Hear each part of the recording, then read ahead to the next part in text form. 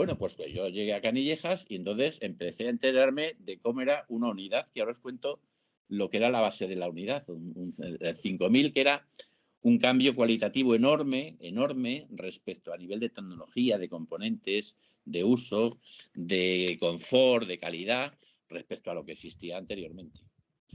Y yo estuve allí, los primeros 8 meses me dediqué a estudiarme el ATP y el ATO, que prácticamente me encantaba y me lo sabía, incluso luego di clase a algunos de mis colaboradores. Y a los 8 meses resulta que había que seguir ampliando la serie y había que hacer mejoras en la serie. Y Rafa, que estaba conmigo, que era el responsable de todo aquello, y al cual yo admiraba, porque claro, a mí me daba 100 vueltas, pues se fue a rediseñar los nuevos trenes y a encargarse del control de calidad de la fabricación de lo que iba a venir. Y me dijeron, bueno, pues ahora te quedas tú aquí con todo. Y no os podéis imaginar la crisis que me entró a mí un día después de comer en casa diciendo, Dios mío, la que me ha caído encima. Porque es que te cae encima. Y a partir de ese momento ya no tienes vida, porque en cualquier momento puede pasar cualquier cosa. Entonces, la unidad Serie 5000 pues tenía una serie de características muy interesantes, muy interesantes. Para empezar, es un coche que ya sabéis que es más ancho, porque vosotros cogéis el metro, todo el mundo coge el metro, y hay gálibo ancho y gálibo estrecho. Estos son coches más anchos. Tienen suspensión neumática, mucho más confortable. Tienen una cosa que se llama la rueda elástica, que seguramente nadie se ha fijado en lo que es la rueda elástica. Y la rueda elástica es una rueda, se ve desde las estaciones, se ve perfectamente, que tiene un macizo central, luego tiene unos tacos de goma que están metidos a presión y luego tiene un aro exterior. Eso era una innovación, se había utilizado en tranvías, en trenes de baja velocidad, pero no se había empezado a montar en trenes que llegaban hasta 70 kilómetros por hora. Y entonces Metro dio ese salto cualitativo que era importante. Llevaba un motor longitudinal. Pero, y Juan Luis, ¿cuál era la finalidad de la rueda elástica? La rueda elástica se adapta mejor, evita vibraciones, quita muchas vibraciones, quita mucho ruido. Pensar que hay una cosa a la que no se le da mucha importancia, Metro sí se la da, y se la da desde hace ya bastantes años, que son los ruidos. El ruido es la vibración que puede entrar en un soporte de un componente o en un componente y que puede hacer que tenga un envejecimiento prematuro o que pueda tener una avería. Y esos son ruidos, son picos que aparecen ahí, son vibraciones que son de alta frecuencia, pero que sin embargo hay que analizarlos y hay que eliminarlos. Entonces, la rueda elástica, una de las cosas que iba a nivel de confort y otra cosa es a nivel de ruido, y luego que se adapta mejor a la vía, porque hay que tener en cuenta que aunque parece que es todo rígido, pues las cosas no son rígidas, son elásticas. Y esto facilitaba mucho la inscripción en curva también. Ya os he dicho que el motor era longitudinal, cuando normalmente el metro, cada eje tiene un motor encima.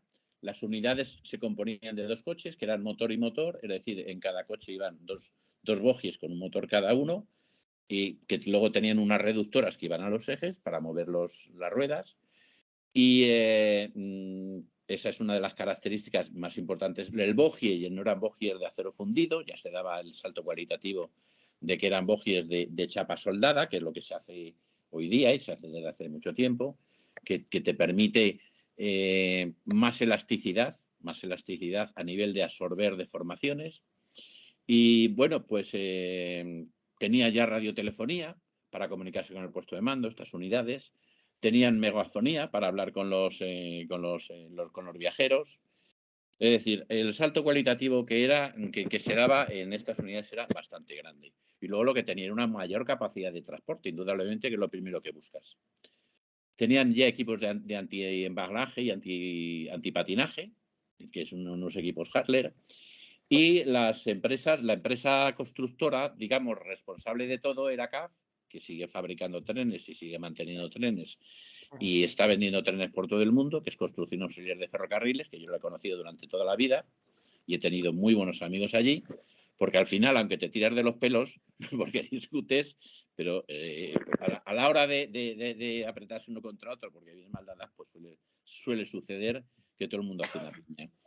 Y luego esta empresa constructora, que ya os digo, que era CAF, pues integraba una serie de equipos que eran, pues el equipo de tracción era Siemens AEG, el bogie era MT, el equipo de aire, de suministro de aire era de NOR, de calefacción, frenos y señales de NOR. Estaba Westinghouse, era la mantenedora, que se daba el mantenimiento, se daba a una empresa, porque allí no estaba gente de Metro trabajando. Ahora os contaré el equipito que había allí para que aquello funcionase. Y bueno, estaba Dimetal, que luego fue Dimetronic, etcétera. Entonces, ¿por qué estaban allí? Pues porque había un periodo de garantía y obligaba a las casas que suministraban los equipos a tener un representante o representantes de garantía, que cuando surgían problemas le decía: vente para acá porque esto es nuevo y esto tú nos has dado garantía del tren de tantos años y esto lo tienes que arreglar tú. Entonces, yo una de las cosas que heredé... ¿Pero estaban allí in situ con estaban vosotros? in situ, sí, ¿Formaban estaban parte con del nosotros. equipo?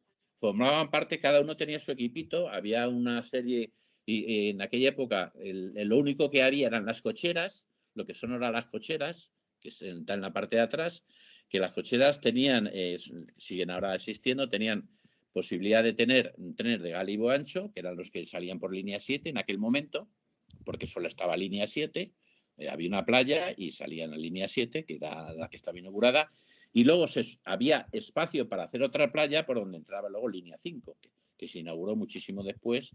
Es decir, pero sí, los trenes se podían mover Playa tanto... de vías, para el que no sepa lo que es Claro, una playa. es Y una no se playa de vías. piense que es arena y agua. Disculparme, porque sí, lo dices con tanta facilidad porque tú estás harto de decirlo como millones de veces.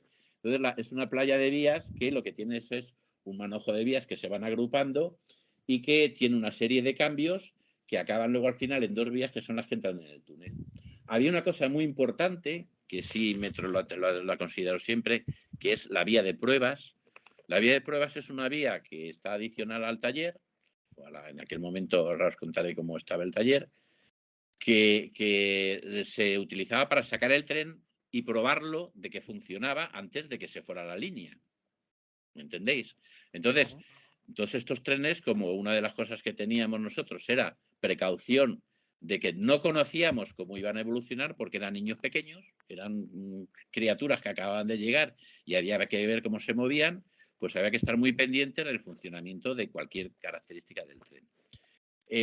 Lo que era el depósito se llama a una instalación ferroviaria donde se depositan trenes, pero había una zona de depósito que era desde la vía 1 hasta la vía 13, hasta la vía 12, que era una zona de cocheras, y allí entraban los trenes y se depositaban, y luego había una zona de mantenimiento que era de la 13 a la 24, que es donde se trataba el tren a los efectos de análisis y reparación del tren y de sus componentes. Había un pasillo central y estaba la zona de gálibo ancho, que era la que daba hacia línea 7, y estaba la de gálibo 5, que se utilizaba porque había espacio suficiente, ya que allí no entraban trenes. ¿Qué pasó al principio? Pues que al principio llegaron trenes suficientes que nos sobraban para línea 7, y el mantenimiento de los trenes se hacía de día. Cuando a lo largo del tiempo los trenes tuvieron que utilizarse porque se fueron ampliando las inauguraciones, se hizo línea 6, se hizo línea 9, etcétera, pues entonces ya la disponibilidad tenía que ser total. Y entonces se pasó a hacer el mantenimiento de hacerlo de día a hacerlo de noche. ¿Y qué es este tipo de mantenimiento? Pues había dos operaciones de mantenimiento. La operación de seguridad, que se llama visita. La visita es visitar el tren. Visitas el tren, te metes por debajo del tren, ves que está todo en su sitio, que no cuelga nada, que no se ha roto nada. Miras el pantógrafo, ves que tampoco pasa nada. Se hace una inspección de los órganos de seguridad. Que yo recuerdo que cuando yo estaba allí se hacía cada 5 días y luego lo fuimos alargando para aumentar la disponibilidad. Y yo recuerdo que cuando me fui de allí se hacía cada 9 días, pero lo fuimos haciendo poquito a poquito por aquello de no pasarnos y de que hubiese alguna cosa que necesitase verse antes de aumentar el periodo de visita. Y luego había una operación que era de revisión de 45.000 kilómetros. Era una operación de más envergadura, el tren estaba para un día, se sacaban prácticamente todos los equipos, se abrían y se veía con muchísimo más detalle qué era cómo estaba aquello. Y se hacían comprobaciones o se hacían sustituciones. Era una especie de preventivo correctivo, pero claro, ya cada 45.000 kilómetros.